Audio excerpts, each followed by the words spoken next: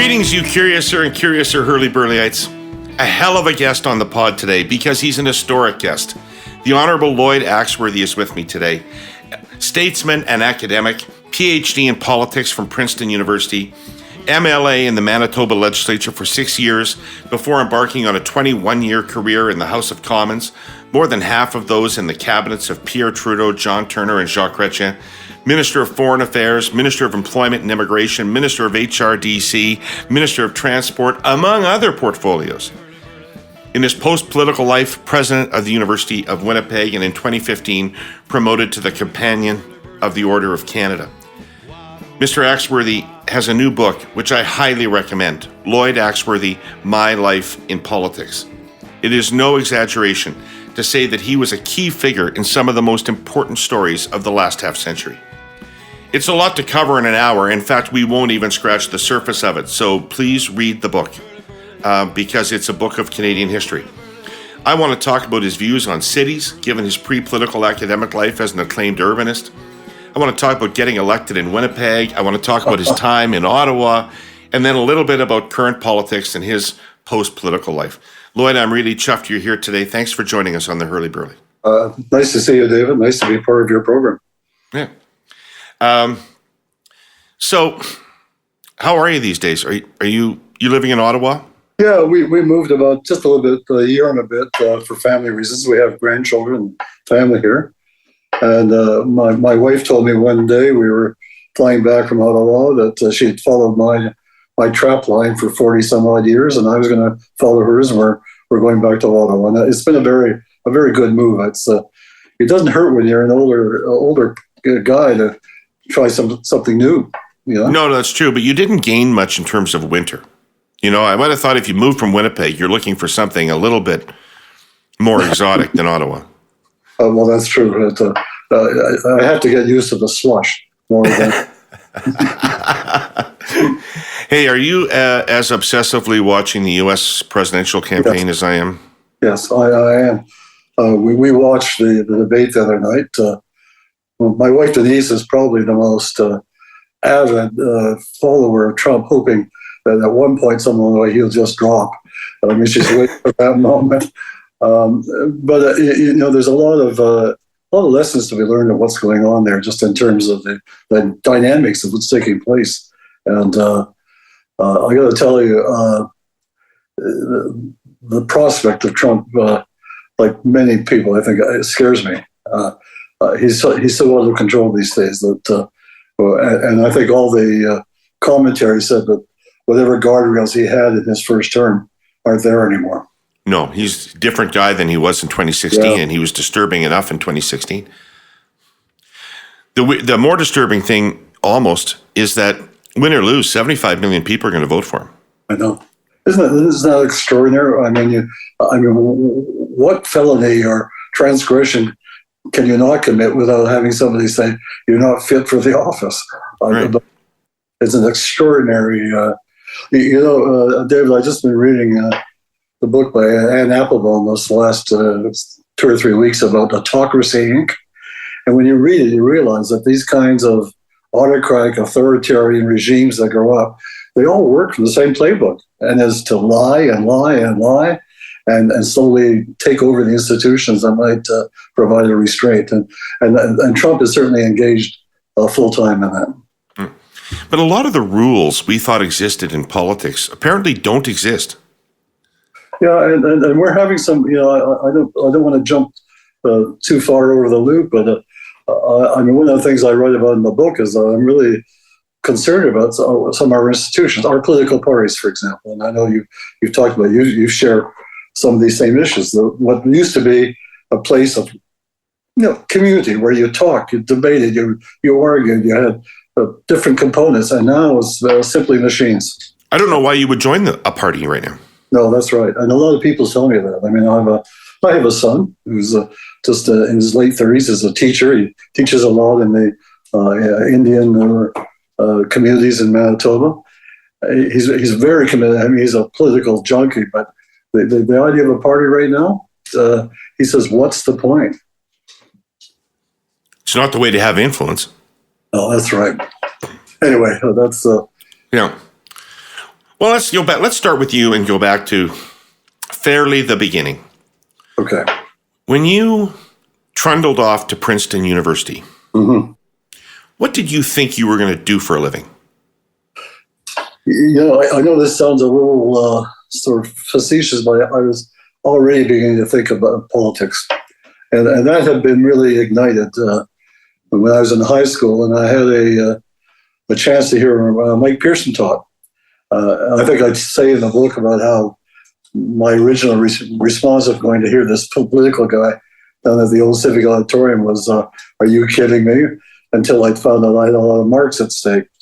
But that was a time, where he talked about what it meant to be a Canadian, what it meant, how important government was, and that our ability to be a diverse place but respect each other was something that was pretty distinctive and unique about a Canadian. I thought, traditionally, somebody with my instincts would have gone into law or something and kind of worked your way through. But I fortunately had this opportunity to go to Princeton, and boy, did I hit the center of the storm. I mean, civil rights movements, Vietnam War, women's feminist sort of achievements, and also just the basic dilemma of a new leader. John F. Kennedy came in, and I admit that being sort of enraptured by his. Here was a young man sort of speaking after we'd had Adenauer and Diefenbaker and all the rest. Anyway, Eisenhower, yeah. So I think I was already thinking in those terms. How I was going to make it work was still a guess. I have to tell you this story, then. I was kind of deciding where I would go next after I was working on my PhD and stuff, but I needed, after a while, I had to find a job in Canada because otherwise they're going to draft me and go to Vietnam. So I applied to Foreign Affairs, and I didn't make the cut. When you became minister, did you remind anybody of that? So I used to tell the incoming class of Foreign Service officers, hey, if this doesn't work out, you can always climb the greasy pole of politics and then end up. Yeah. So you're thinking about politics. Yeah. What about why the Liberal Party? Was it because of Pearson, or were there other reasons? I think it was that. It's also that I had it's not an obvious choice in Manitoba, never has been. No, but I mean, I think instinctually, I felt that I wanted to be in a place where I wasn't being put into a straitjacket of what I had to think. And the thing I found about being a Liberal is that you can hold a point of view. You're not necessarily going to give you the accolades, but you can argue them out. And I did, again, a little anecdote I put in the book is how at one point I sort of, when I was a graduate student, got mad at Mike Pearson for accepting nuclear warheads on Bullmark missiles. So I kind of wrote my letter of resignation, and I went to sit in an NDP local meeting, and all of a sudden I said, geez, I can't sit here. These guys, everybody already knows what they want to do. I want to find out. I want to discover. And I think it's been an interesting journey, not always a comfortable one. There's times I've come to question, and like everything else. But it's I think that we used to call it a tent party, where you had the room for a lot of other views. I think it's winnowing now. I think it's much too dominated by leadership things. We're losing that capacity, the elasticity that we need to encourage people to come and think out loud. It's moved to the left, hasn't it, too, Lloyd? It's not as much of a centrist party. And you fought a lot of battles with the blue Liberals. Are you happy they're gone? No, I'm not. I think that was always that was part of the balancing. I think that one of the things if I have a critique is, Justin Trudeau's government has done things like child benefits and sort of pharmacare, but as I point out in the book, there's a side of liberalism which has to do with things like liberty and holding government accountable and protecting sort of against too much concentration of power. And I don't think we're paying much attention to those qualities, which as a liberal, I think is increasingly more important to focus on. Yeah. Some point in your life, and I'm not sure where, you were an expert in urban issues. In fact, I studied a text of yours in university, at the University of Regina. Mm-hmm. What do you think about the state of cities in Canada today? I think there's an interesting book written by a woman named J.K. Jemison saying that we're losing the soul of cities, that we're becoming sort of taken over by everything from too much development to gentrification to putting up big buildings without necessarily realizing there's a human scale to things. And I kind of learned my craft a little bit in the United States, where because of the university and the protests and going on, I got involved in sort of student movements dealing with participation, the rights of people to be involved in decisions that affect them.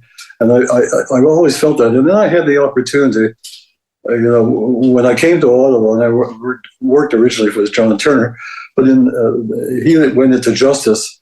And then Paul Hellyer asked if I would come and work with him on a task force on urban development. And that's when I really kind of discovered in the cities that we were all basically standing and applauding big high-rise public housing units, new bridges, new roads, and we were kind of losing, the classic Jane Jacobs view of neighborhood, community, those kinds of things. Mm-hmm. And so when I went back to Winnipeg, at the University of Winnipeg, I hit up the Urban Institute, and we became very heavily involved in inner city, downtown community organizing. And that's David, that's been part of my ethos ever since. I just feel that we have to do a much better job of making sure that people have a voice. You had a pretty big impact on the downtown of Winnipeg when you were president of the University of Winnipeg, mm-hmm. more latterly.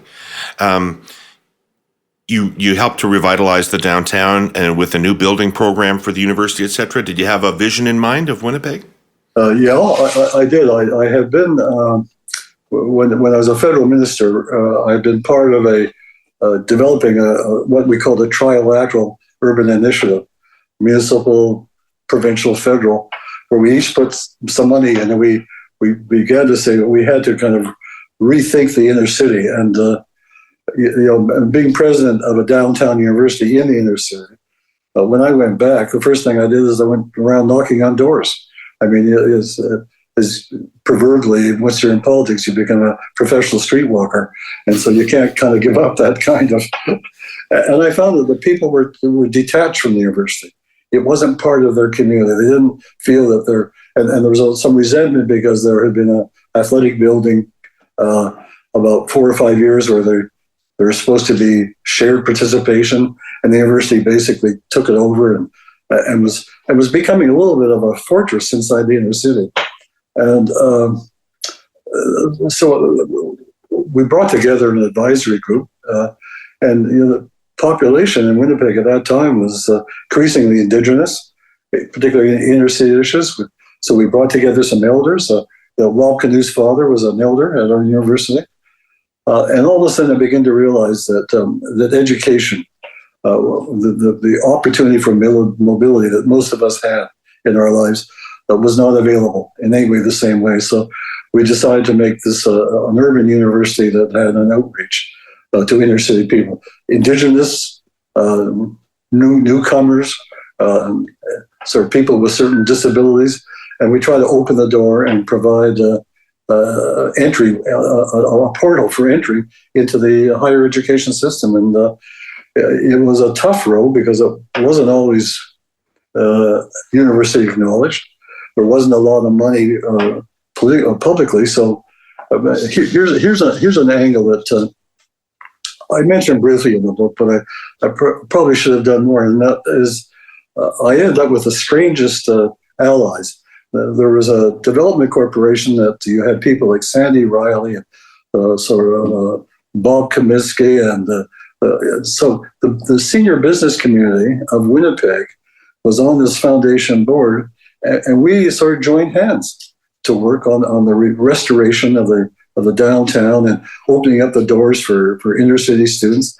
And it was remarkable. I was at Sandy Riley's testimony last spring, and I said, here was a classic case where there's real partnership, and that the business community wasn't, there was no angle to it. They weren't looking for any new development space. They simply said, we want a university that's going to be able to teach on a much broader platform, young men and women living in Winnipeg. And I think it worked for a good better. And actually, I'm glad to say that a lot of those programs are still working.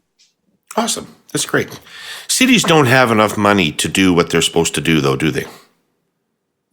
No, I mean, I think that's one of the flaws, I guess, in our federal system.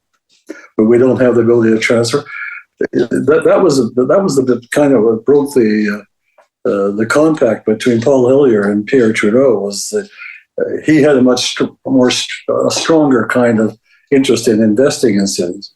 And we forget our history.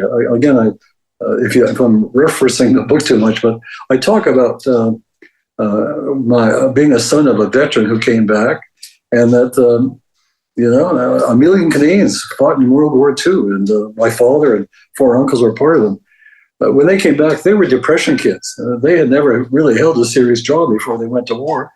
So what did you do with them? Well, look, at the government of Canada built 60,000 houses, and they're still existing. You go around every city in Winnipeg or in the country, and you'll find they're still there. People are still using them as entry level. Yeah, I lived in one in Linden Lee in Ottawa. Well, that's right, sure, and not only that, but Central Mortgage and Housing, the agency at the time, developed a sweat equity program that you could convert your rentals into capital. So all of a sudden, you had a whole generation of Canadians becoming sort of small capitalists because they had a house and they could work their way up. And my family was the case. They got some capital, then they moved up their housing, and they got four sons into university along the way. We've forgotten the federal government can't do that anymore. It's all got to be sort of interest rates or subsidies or things of that kind. But it doesn't provide that kind of ownership sense of participation that was there. Right. Let's start with a reminder. Last week in this space, I talked about how a Canadian technology company is taking action on an all-new innovative initiative to address the housing crisis in this country. Today, I want to drill down on the action part of it, Herle Burlyites, with 3 live projects our presenting sponsor, TELUS, has going on in BC. The initiative, if you recall, is TELUS Living, and the goal is to build now. Taking TELUS's own real estate, once dedicated to copper wiring and now freed up with the advent of fiber optic cable, and repurposing it to build mixed-use rental residences that address urgent housing needs community by community. The first 3 are already underway. Nanaimo, with 200 units featuring integrated smart home technology and amenities specifically designed to fit the stunning island community. Sechelt, 150 units, designed with a heightened focus on eco-friendly materials, cutting-edge connectivity, and with a diverse mix of unit sizes to house essential workers like teachers and emergency personnel, as well as young families. And Saanich, 250 units, aimed at housing middle-class families and essential workers in the community. All units feature smart home technology and prioritize sustainability and green building practices. So why is TELUS even in the housing game? I mean, they're not a property developer, right?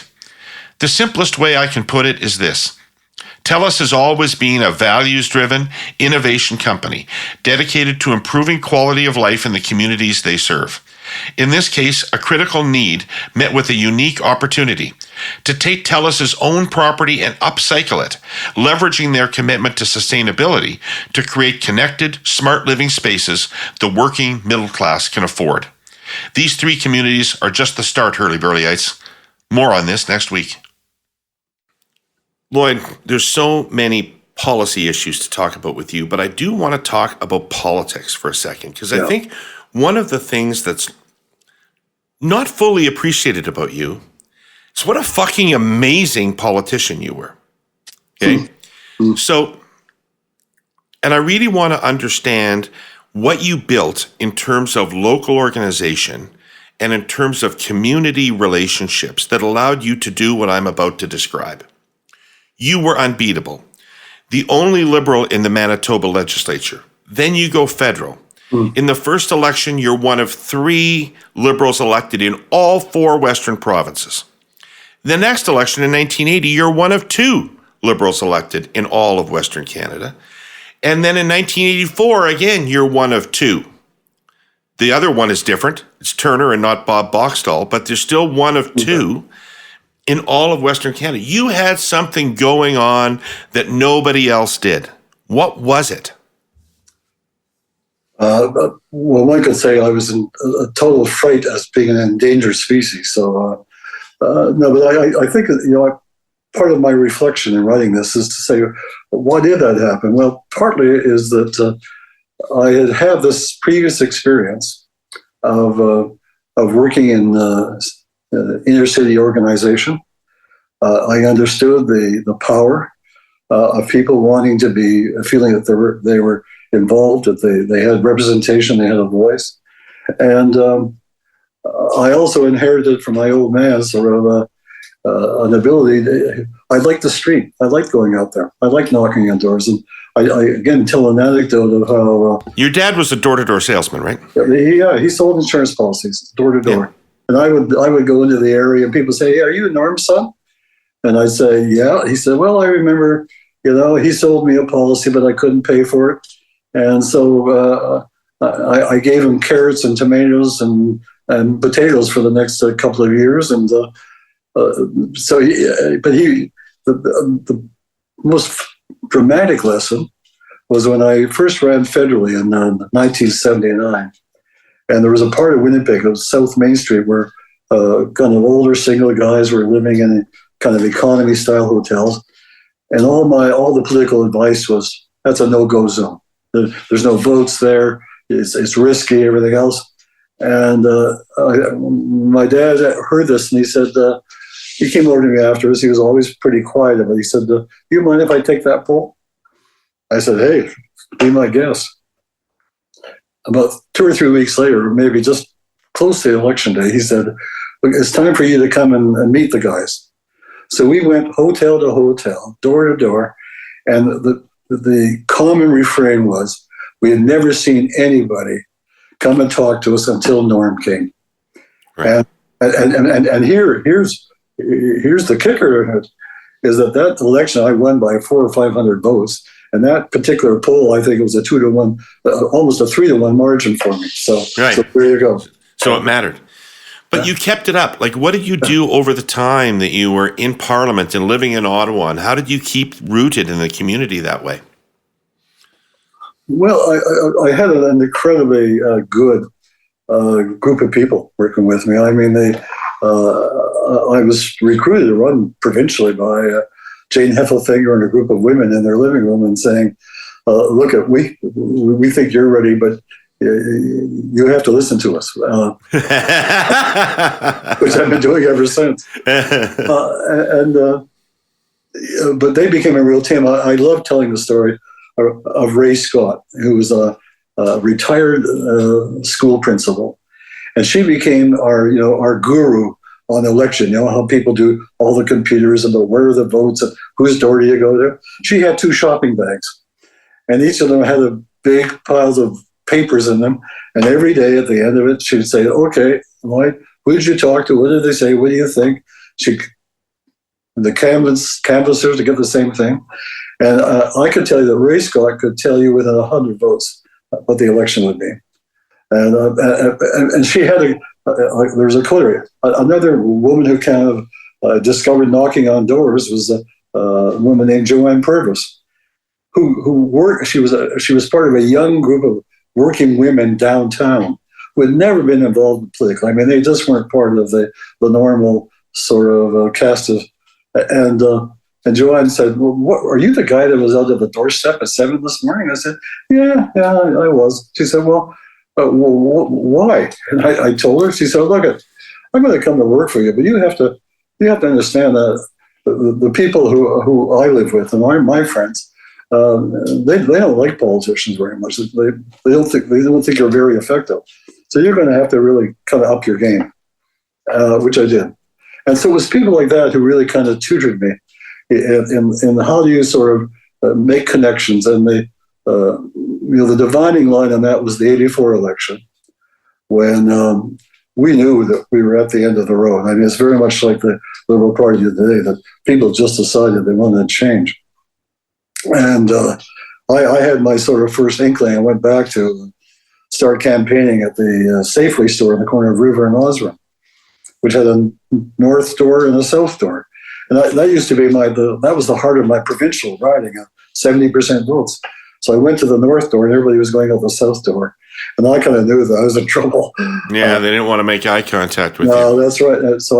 But what happened is we just really focused in on the local issues, restoring the mailboxes, making sure that people who lived in rental housing were going to be protected in condominiums. And I even went so far as at one time when there was a woman who lived on River Avenue who couldn't get out of her garage because the snowplows kept pushing the snow up.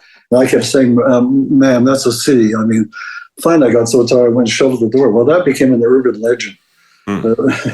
This provincial politician actually got up out of his bed to shovel snow. Right. I mean, it's things like that. Probably something Jimmy Richardson wouldn't have done. I think that's true. Yes. He would have sent a snowplow.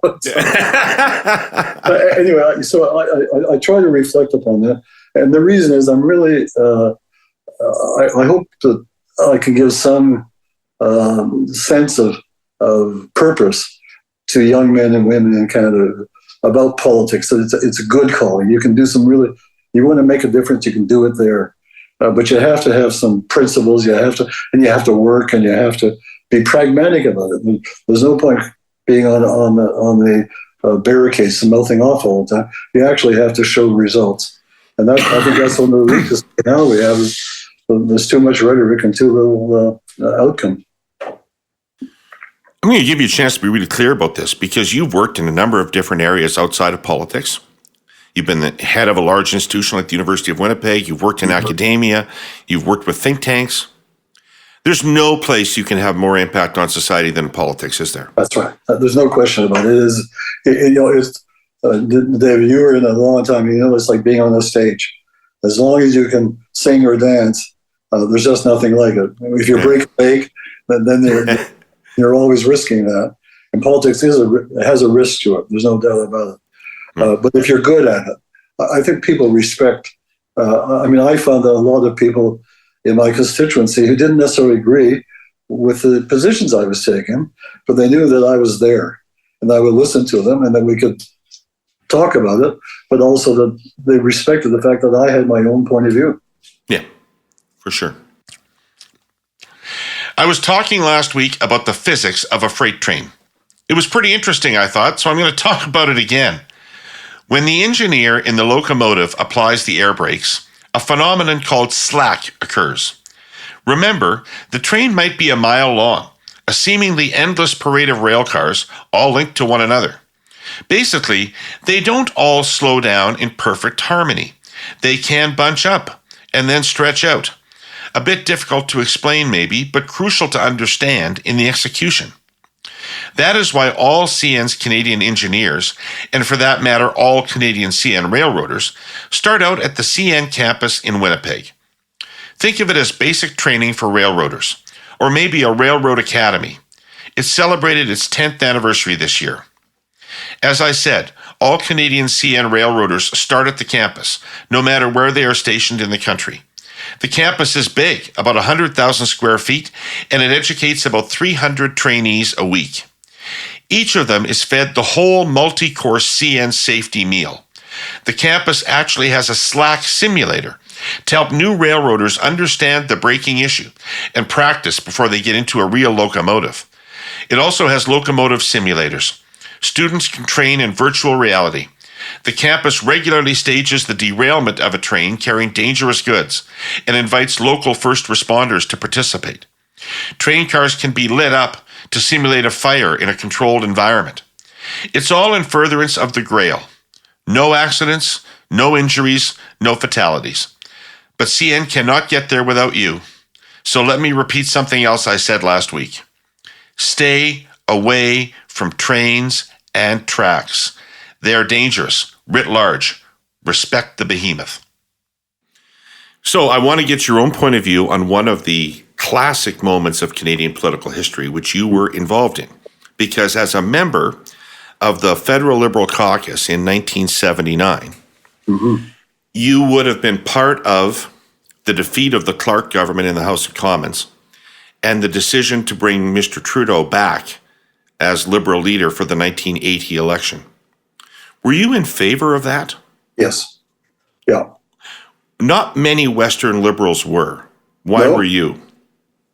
Well, I was part of a small group of young Liberals, including my brother and others, that we became sort of part of Walter Gordon's view about the need for government to kind of manage its economy. I mean, there's a lot of critique, but and I felt that what was happening with liberalism in the West, particularly you had Ross Thatcher taking over, it was just simply becoming kind of very much a right-wing, do nothing, stop government, no social conscience at all.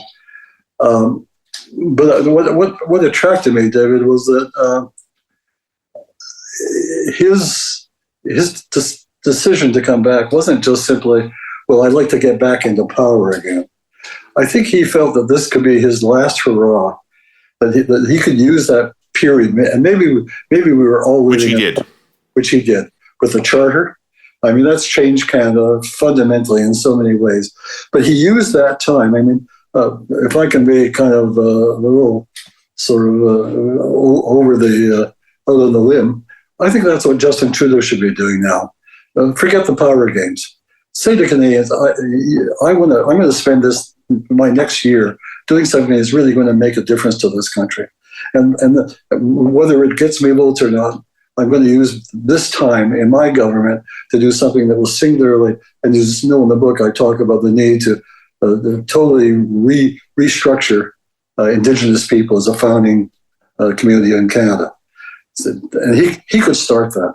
And he could do that by election reform. He could do it by changing the way in which the federal government, get rid of the Indian Affairs ministries and stuff.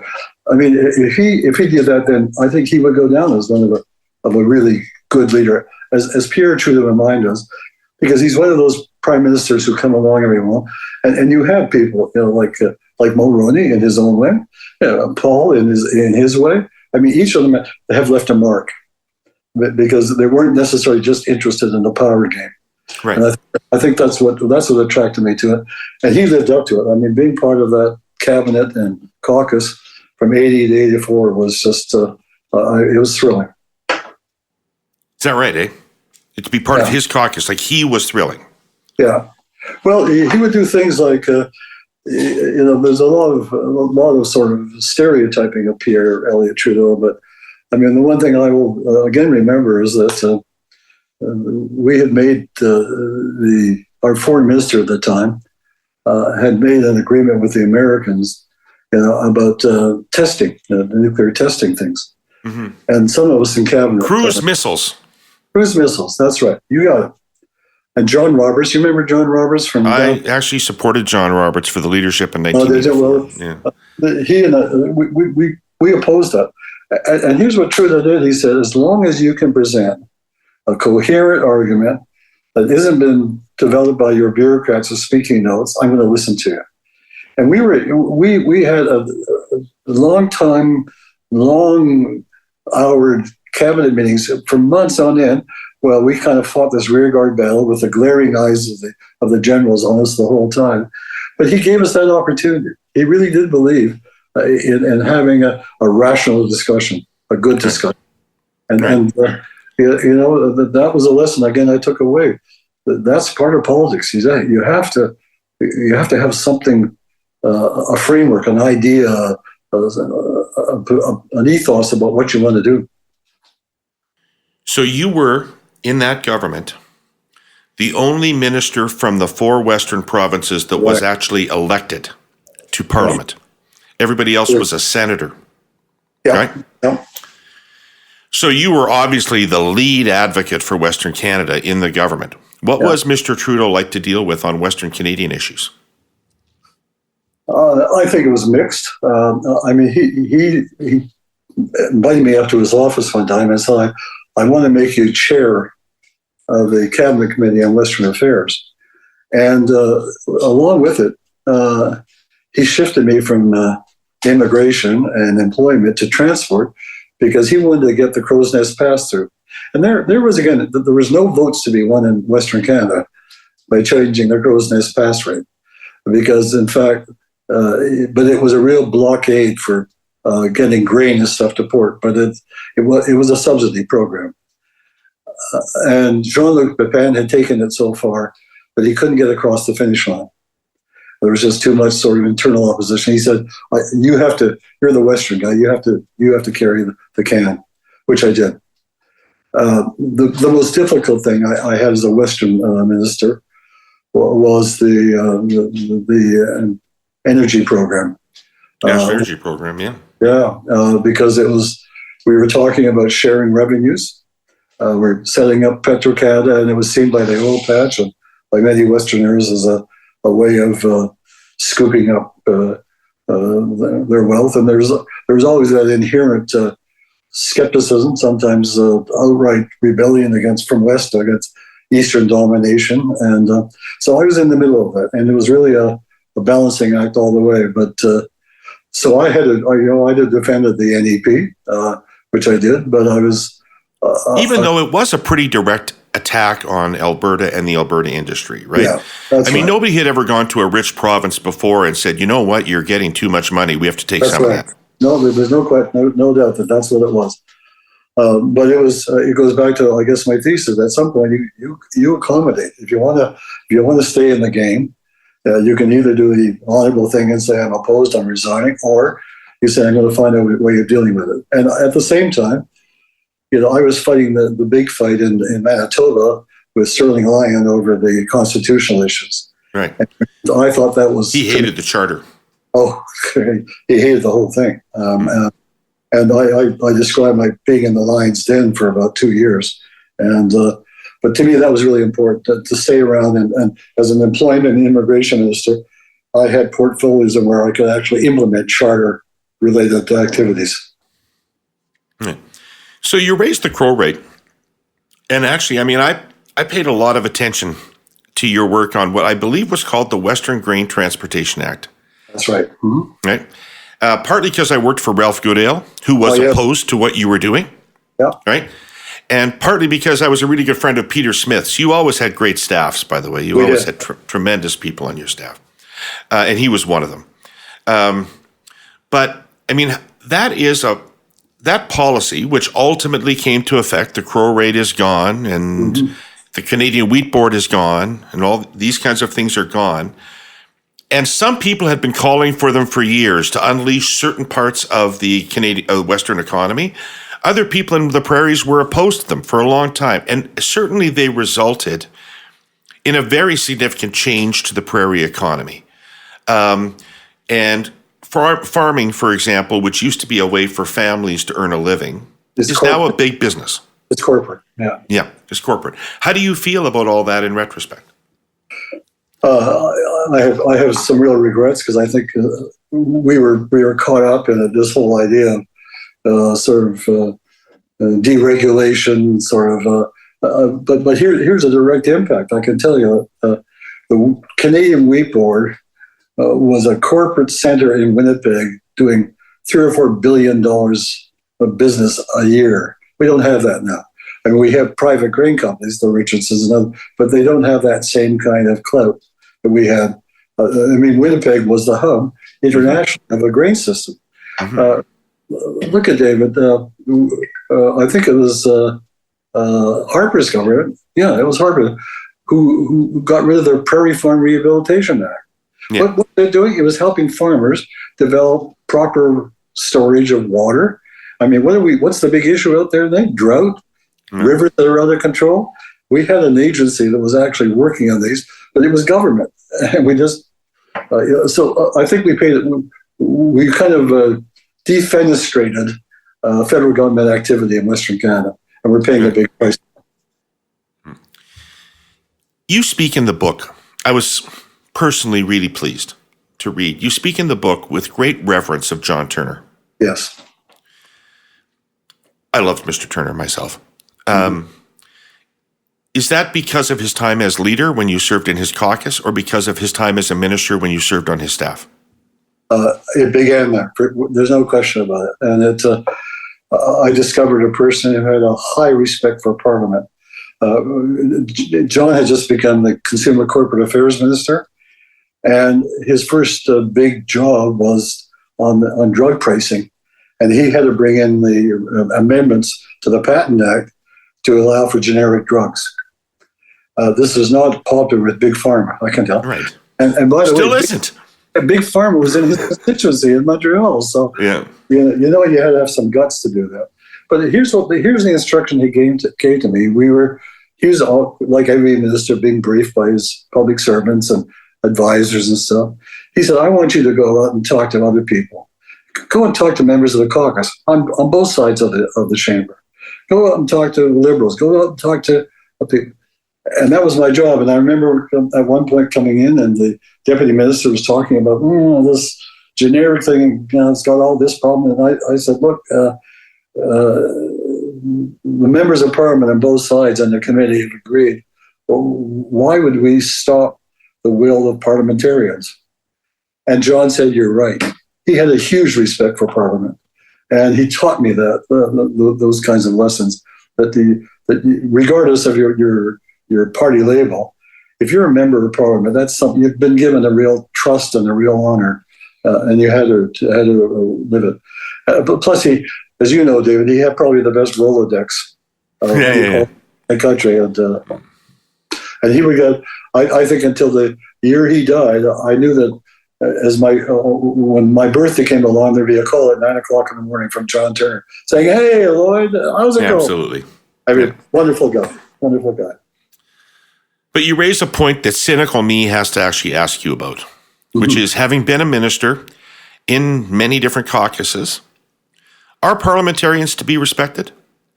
They should be.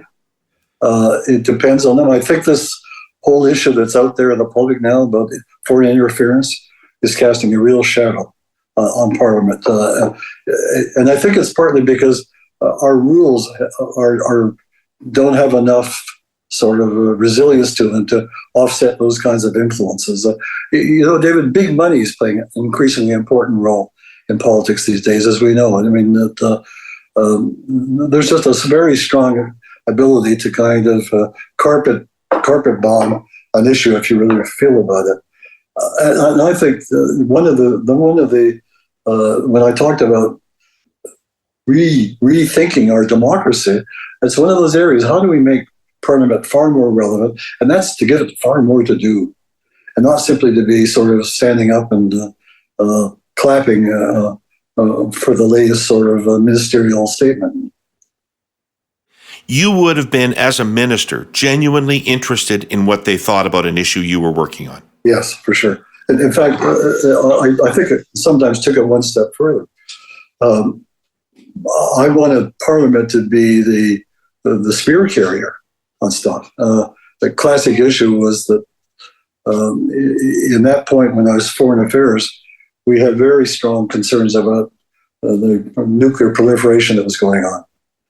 And I asked Bill Graham, was chair of the External Affairs Committee of Parliament. I said, "Bill, go out and find out where are Canadians?"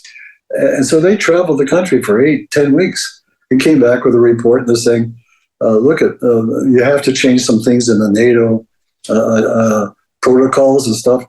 We brought those things in. Of course, they all got shot down by the big guys. But Parliament Committee. I'll give you another example that Joe Clark and I were talking about. We were on a panel together about 3 or 4 weeks ago.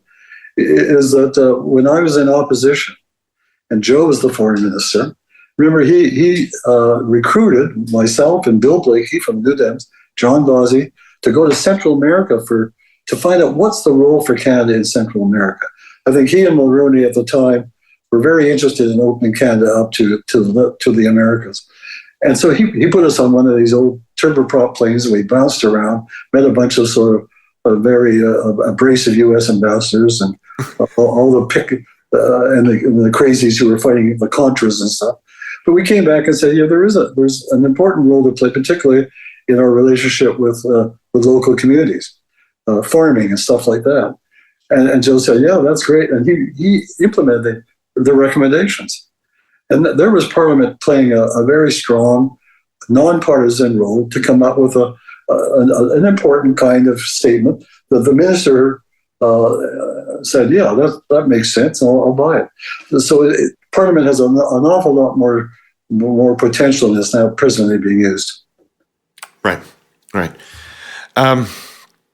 So after 2 terms of wilderness, you get back into office in 1993 with Mr. Chretien.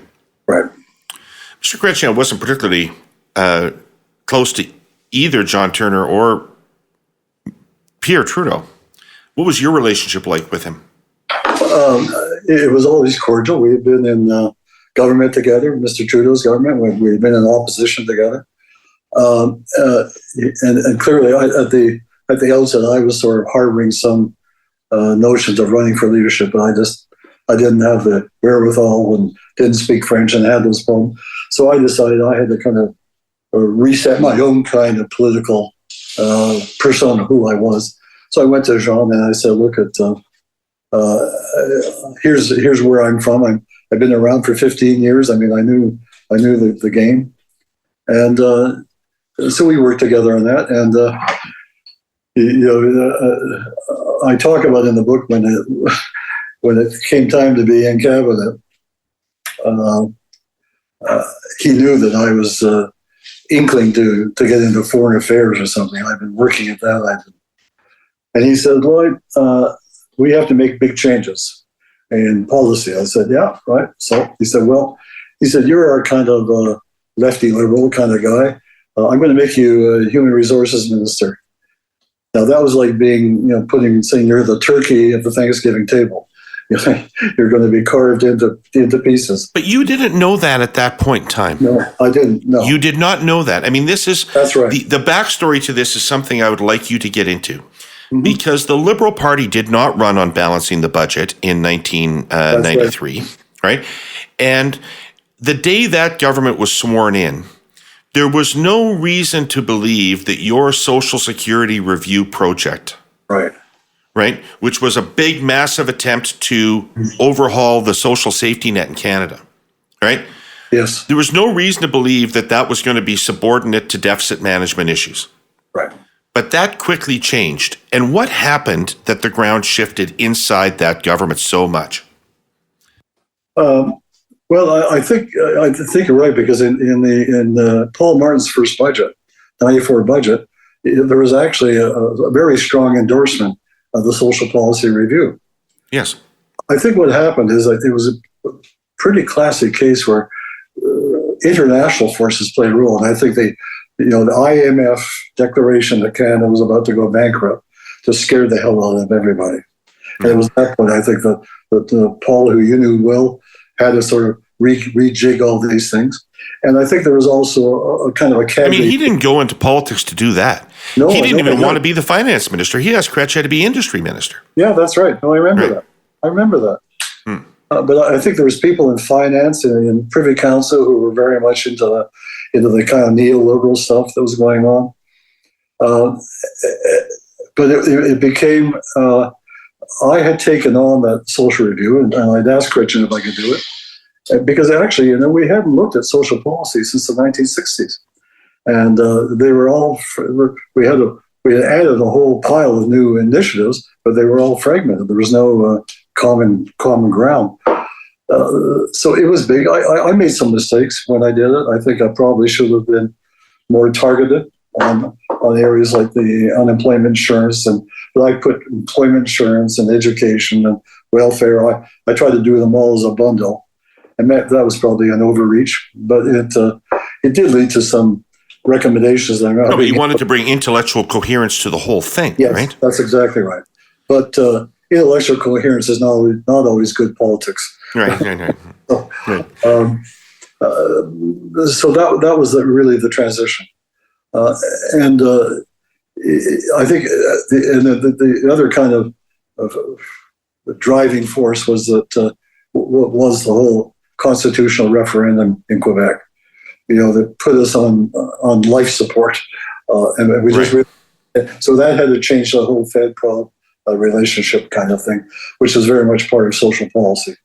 So I was into some headwinds that were just hard to develop, and we did our best. I think that the one thing I drew out of that is we did get the idea forward that unemployment insurance should be employment insurance. It should be working to have people get back to work, and not necessarily give them a pokey.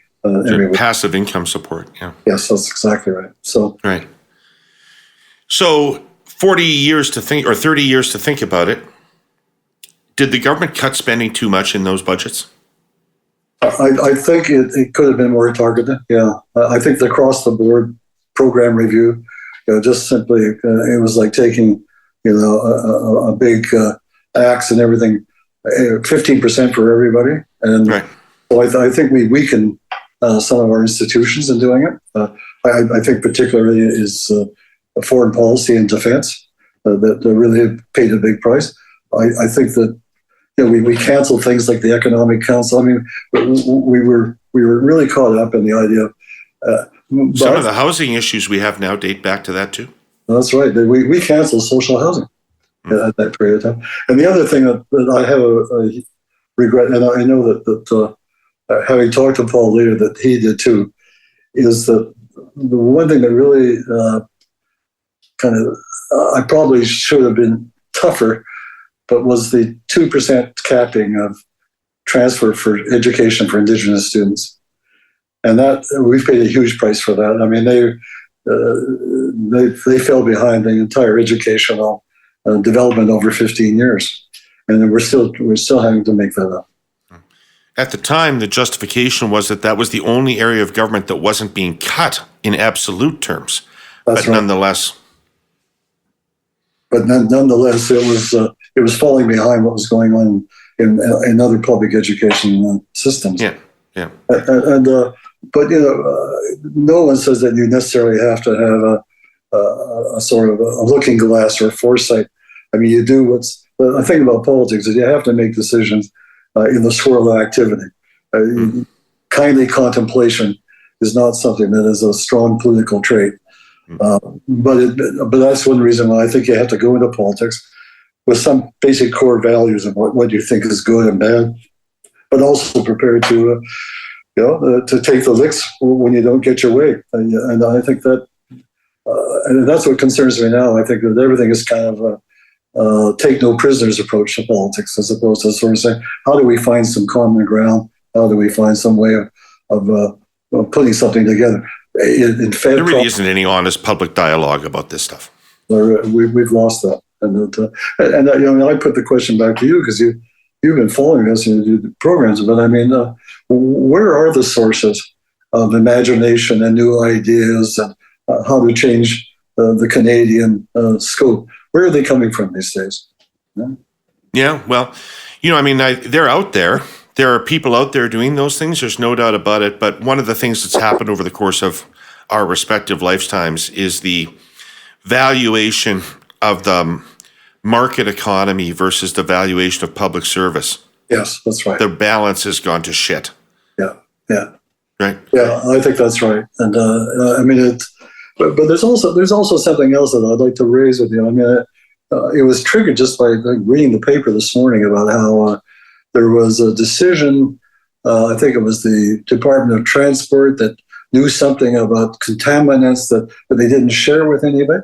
There seems to, what's happened is we've kind of pulled the shades down. We're a little afraid of letting the public know. I mean, it's the old thing about treating the public like mushrooms. And I think that's a real issue. Yeah, but the flip side of it is if you're the government, in years gone by, like Terry O'Leary frequently makes the point that she doesn't think the government could do what it did on the deficit now because of the difference in media. Because back then, there were journalists who acted as intermediaries, who could understand what was going on and what you were trying to do, had subject matter expertise, and would then explain that out to the broader public. Now, you've got to turn your policy into a meme that has to live organically on TikTok. How are you going to do that? I don't know. Right? I mean, the only thing is I think, is to try to reinforce some of the institutions that we do have. I mean, I think the journalism issue is a big one in this country that we're kind of giving away an important legacy. I mean, I'm fortunate. Winnipeg is one of the last places where there's an independent newspaper that speaks for the community, and that's a very rare thing these days, and it makes a big difference for the city. You're the only Western city that doesn't live and die with the National Post. Oh, that's exactly right. That's right. Mostly die with it. Yes. Yeah. Hey, one aspect, I want to hear your story on this. One aspect of Social Security review that I was really excited about, because young Liberals had been in convention calling for this for years, was making student loans income contingent repayment. Right? And you proposed that, and I was so excited about it. And then I can't remember how it ended up not happening. I can tell you how it ended up not happening. Is that the Canadian Students' Federation, which was pretty left-wing, and it's nothing wrong with that, but they decided that chaos was better than sort of compromise. And you may recall, but at one point as a minister, I had to stand in front of a crowd of 2,000 students that were throwing Kraft dinner at me. And that wasn't the worst thing. It was they circulated the address of where Denise and Stephen and I were living, and they started coming and started kind of harassing us outside. So they put the block on the. I mean, they said we're speaking for students. Well, they didn't. There was a group of students who didn't have the same organizational ability, but that was a classic case where it was sort of they had a chance, they thought, to wreck and create get a minister and a program, and it was the dumbest thing I've ever seen happen. I mean, why would you say? What was their argument? The argument is that we should eliminate tuition. Well, there you go. There you go. I could agree with that too, but that wasn't going to happen that year. That's right. It wasn't going to happen. but we had support in cabinet for the progressive, declension of student loan payments, and it made so much sense. Anyway, you win some, you lose some. All right. Well, speaking of big wins, there's a lot in your time in foreign affairs that we could talk about, but I want to focus on responsibility to protect. And I want to start this by reading what Martin Gilbert said. Mm-hmm. Martin Gilbert is the leading British historian of the 20th century. Yes. Right. Martin Gilbert said, since the Peace of Westphalia in 1648, non-interference in the internal policies of even the most repressive governments was the golden rule of international diplomacy. The Canadian-sponsored concept of responsibility to protect proposed the most significant adjustment to national sovereignty in 360 years. It declared that for a country's sovereignty to be respected, it must demonstrate responsibility to its own citizens. What does that doctrine mean, Lloyd?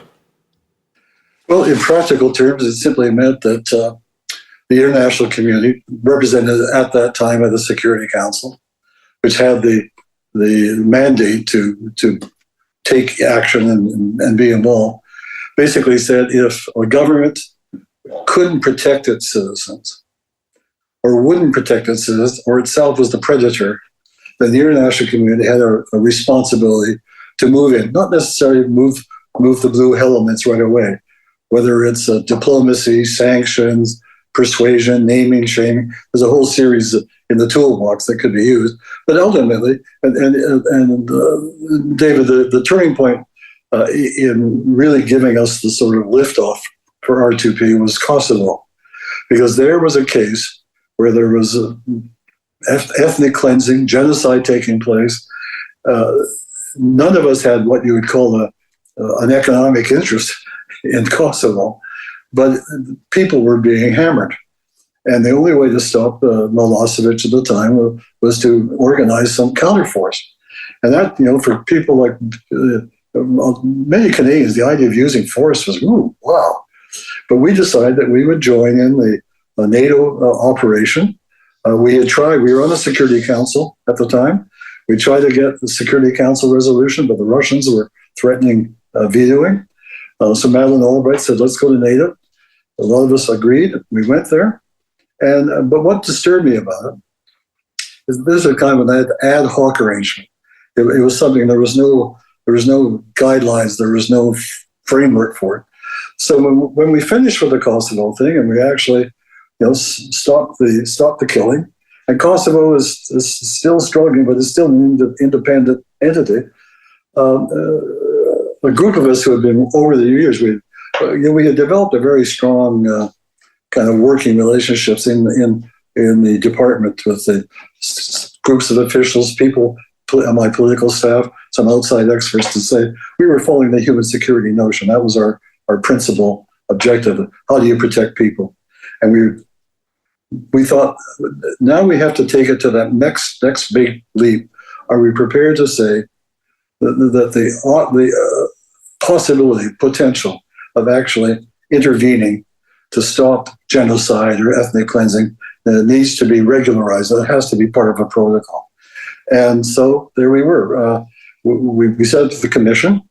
We made sure it was independent. I put a kind of advisory committee of foreign ministers to make sure that we could develop some kind of ground level support in the system. And then at that point, I retired from government, but it was then picked up not by John Manley. He had no interest in it, but Bill Graham did. And well, when Paul became prime minister, he became a big advocate for it, as you know. And so he and Alan Rock of the UN actually pushed it across the goal line and got the UN summit in 2005 to pass it. And for a while, it was working, David. It was working until, I think it was the UK and the Americans started saying, well, this isn't just a question of protecting civilians. We have to get rid of regimes. At that point, the click went off in a lot of people's minds. This is simply a Western grab for power. This is the old colonialism coming in. Right.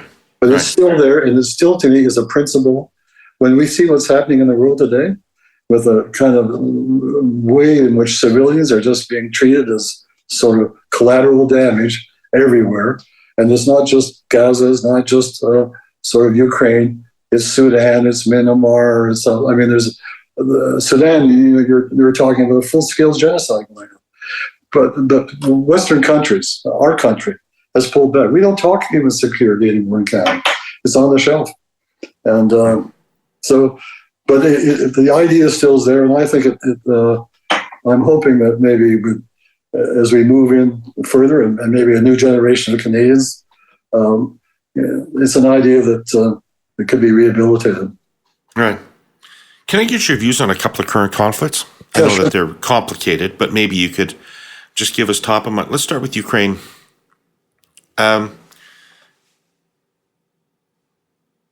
First, is Canada's position the right one on Ukraine? And should our position be to support Ukraine in a fight to the finish? Or are we should we be pushing towards some negotiated settlement? Well, I hope somewhere, I think we have to publicly endorse Ukraine sort of sanctity, security as an independent country. Otherwise, all the other boo birds out there are going to say, yeah, let's compromise. And if they compromise, Putin will have won the day. What I think what we should be doing, we should be making a much stronger effort to have Ukraine incorporated as quickly as possible into NATO. And I know there's pushback from some of the Europeans on this. We're not sure where the Americans will be. If Trump comes in, forget it. But I think we have to give them that kind of stability. Because I do believe, I'm one of those who said that I think this is not a fight for Ukraine, it's a fight for all of us. And that Putin does represent a serious threat to the kind of world order that we enjoy and that comfort from. And I think Canada has been there. We back it up, but we didn't have a lot of capacity to offer.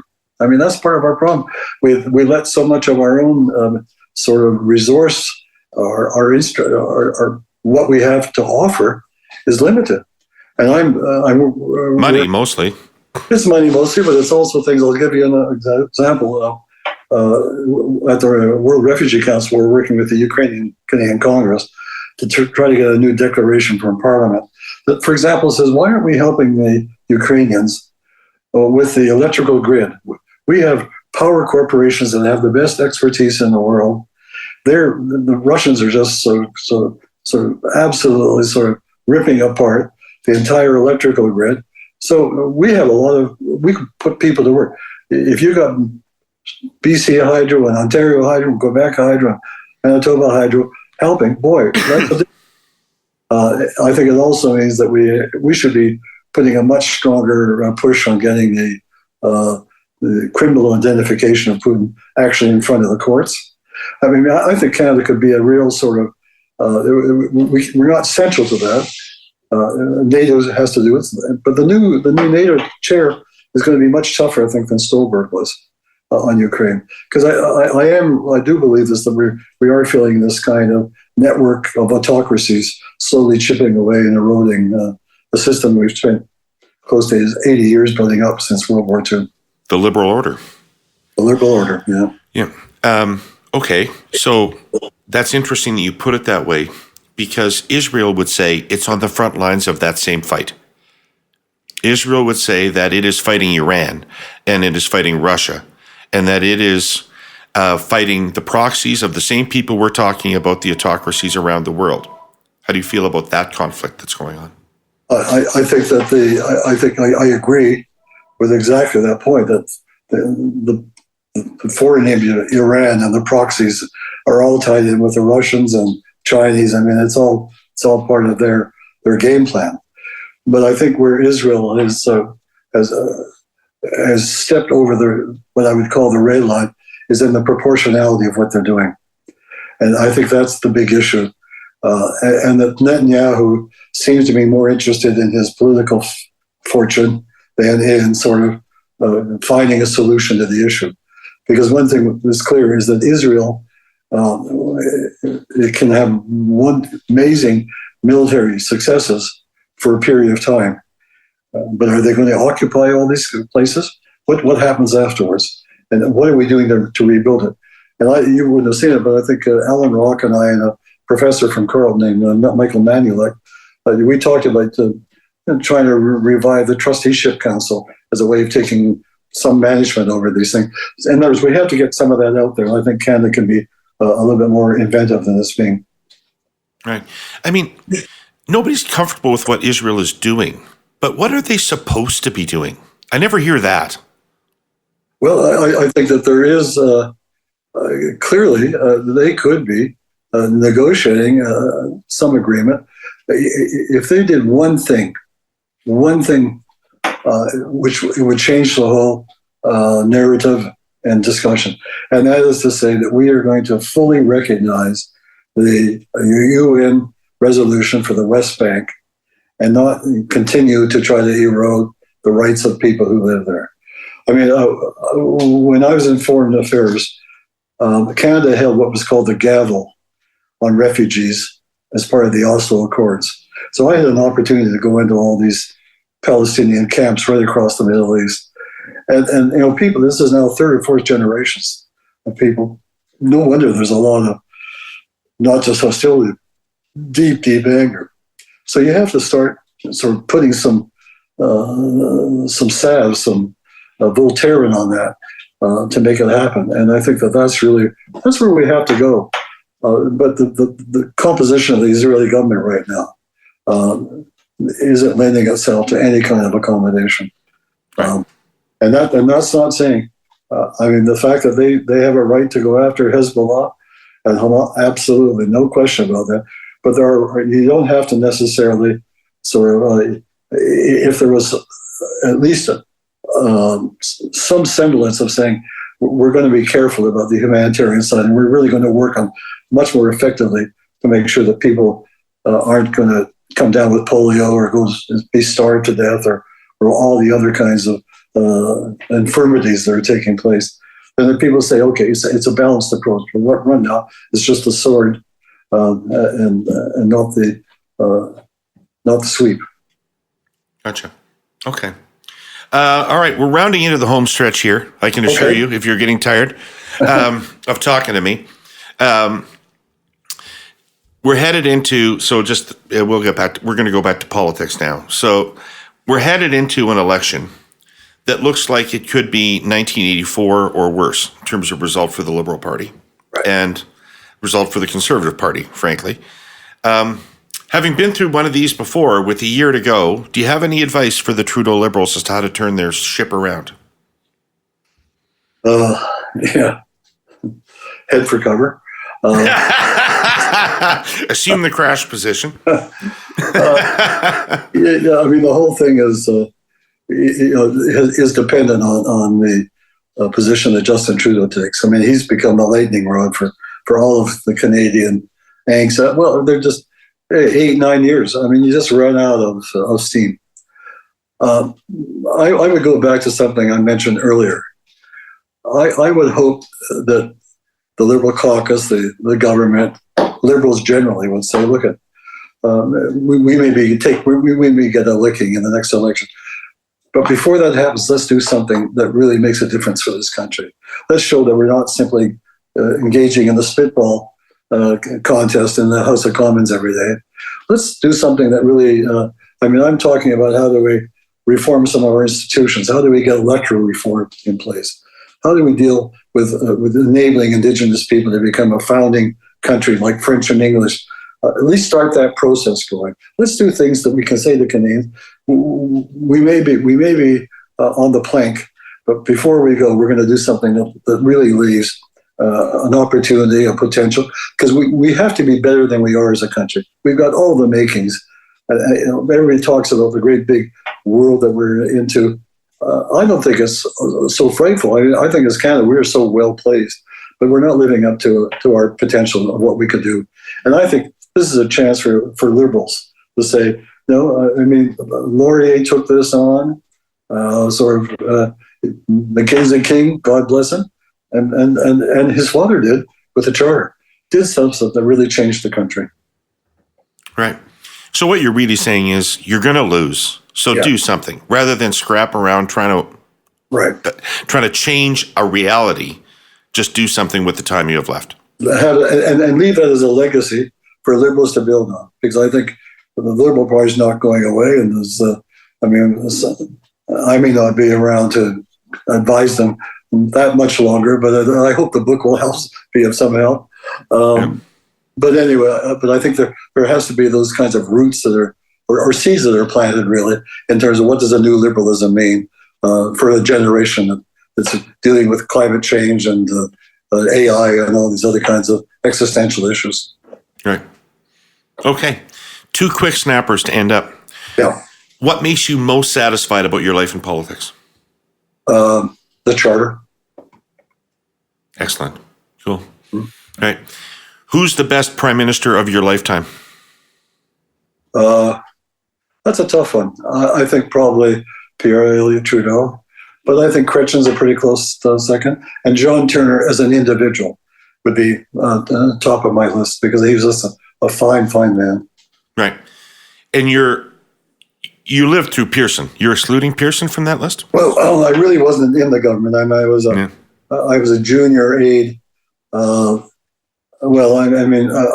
Pearson I don't think of as government. I think of him as an icon. I know this sounds kind of schmaltzy, but there's no doubt that encounter when I was 17 years old, I've never forgotten it because it's just all of a sudden it opened my eyes and made me think and give me some purpose. And so I've always said, one of the big achievements that is not highly recognized is that when I was transport minister, I was able to convince people to change the name of Malton Airport in Toronto to Pearson Airport. And that, so I think I finally paid my dues to Mike Pearson. Absolutely. Well, I hope that this interview has that effect on at least one person out there. Lloyd, do you have a hard copy of your book handy? Could you please hold it up if you do? Because I can't urge you people, you listeners, you Herle Burlyites out there, enough to read this book, Lloyd Axworthy, My Life in Politics. It is so rich, so much in it. As I said in this interview, we just barely scratched the surface. But, Minister, as you always have been to me, thank you for doing this. Thank you for everything you've done for Canada in your life. I'm so proud to have had a seat to watch you do it. David, thank you very much for your kind words, and keep the caravan rolling. It's important to get these conversations out. Okay. I'd like to thank our presenting sponsor, TELUS, and our sponsor, CN Rail. Perhaps that's ironic in this circumstance. I don't know. And I'd like to thank all you Herle Burlyites out there who watched or listened. And, of course, most profoundly, I'd like to thank Lloyd Axworthy, PC, member of the Privy Council of Canada. Take care, sir. Thank you. Thanks, Ed. Bye-bye. Herle Burly.